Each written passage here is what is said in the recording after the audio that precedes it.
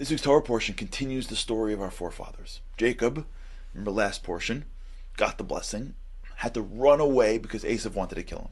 Where did he go? He went to a place called Harary. Who's there? His uncle and his uncle's daughters.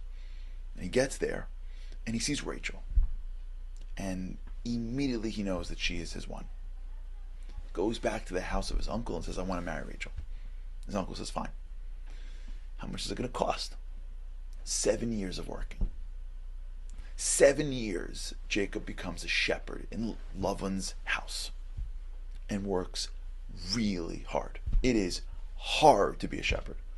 Later on in the Torah portion, we see how hard it is. He says, Jacob tells Lavan, you know how hard I worked for you? I was freezing at night. I was boiling in the day.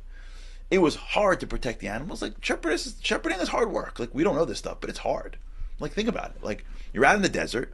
It's boiling during the day. It's freezing at night. And you got to handle sheep. Like, you're not dealing with people even. Right? There's a bear. There's probably a lion somewhere. There's a scorpion. There's a snake. I don't know. There's not enough food. There's not enough water. Like, it's hard work. 7 years is a long time. But the Torah says something amazing. It says, Jacob worked for 7 years. But it felt like a few days for his love for Rachel. What does that mean? He loved her, so working got easier. Like, if he loved her, he should be home. Like, if he loved her so much, then every moment he was at work felt like eternity to go back to Rachel. What does it mean that because he loved her, the work felt like it was going in a minute? The work should feel like it's forever. So I heard a beautiful idea from Rabbi Harary. Listen to this idea, and it's so relevant in our lives. He says, what does his love have to do with the quickness of the days? He said, if you notice earlier in the Torah portion, when Jacob first meets Rachel, she comes to the well. Why? So the Torah says, because she's a shepherdess. She's shepherding the sheep. Lavan's like, listen, you're my kid. Get to work. I don't care that you're a woman in antiquity and they're all male shepherds and this is dangerous. Whatever. Like, figure it out. Jacob is shepherding and he's seeing how incredibly difficult it is. He's freezing at night and he's boiling during the day and he's protecting the sheep from dangerous animals and he's dealing with the lack of water. And he's saying to himself, Rachel was doing this? Like, this would have been Rachel's job? Had I not showed up, she'd be here. She'd be in the middle of the night dealing with this stuff. And because he loved her so much, he was so thrilled to be doing it because it was not making her do it. His love for her made him look at his job with such purpose, with such meaning. But for him, she would be there. But he's doing it and she's home. So much motivation, so much purpose to what he does. It flew right by. And this is an incredible insight that science actually, I believe, shows. The research shows this. That when you take any task and you find purpose in it, the task becomes more self-motivating. If you take people and run them down the block for no reason, they're fetching the whole way.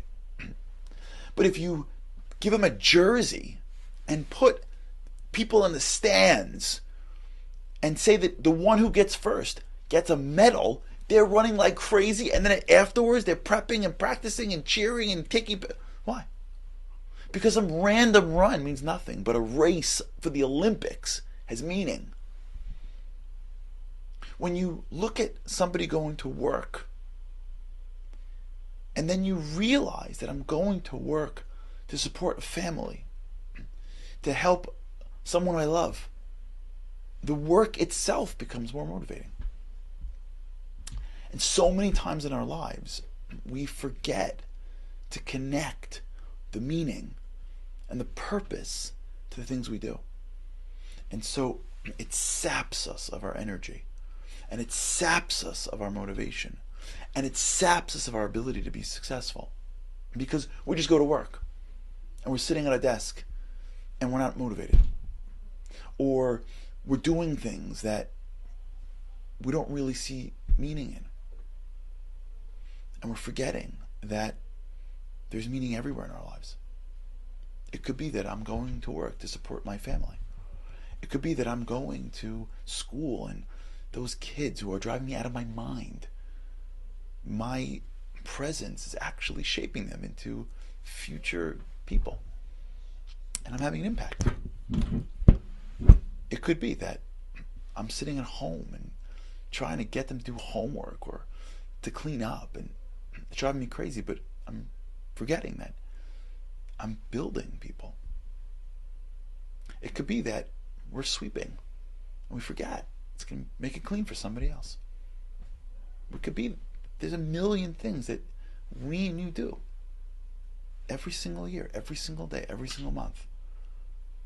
And when we just do it, it's hard for it to motivate us. It's hard for it to inspire us.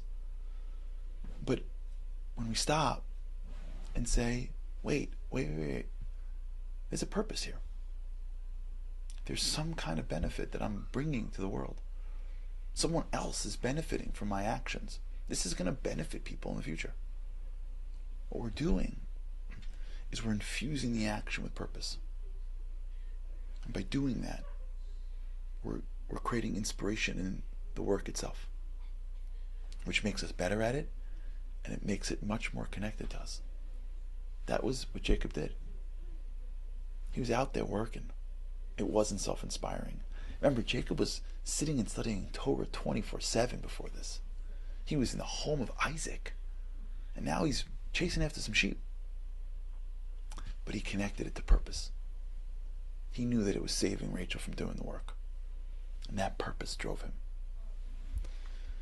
You know, in life, we all work hard, but sometimes we forget that if we stop and look around and connect what we're doing to things that are meaningful and purposeful, it'll feel better and we'll be better.